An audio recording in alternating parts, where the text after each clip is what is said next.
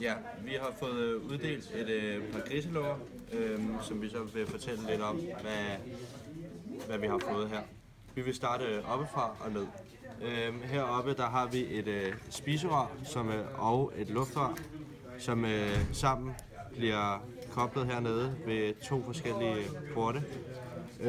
Det specielle ved det her er, at maden og luften kommer ned det samme sted, hvorefter det så bliver adskilt via en klap, hvor maden rører ned i vores spiserør, og luften rører ned i vores luftrør, som er lavet af brusk.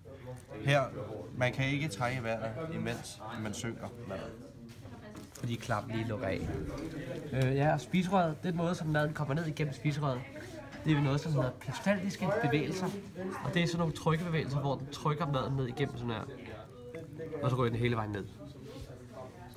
Ja, og her har vi så hjertet, stor muskel, og her har vi så de to lunger, som vi vil komme ind på senere.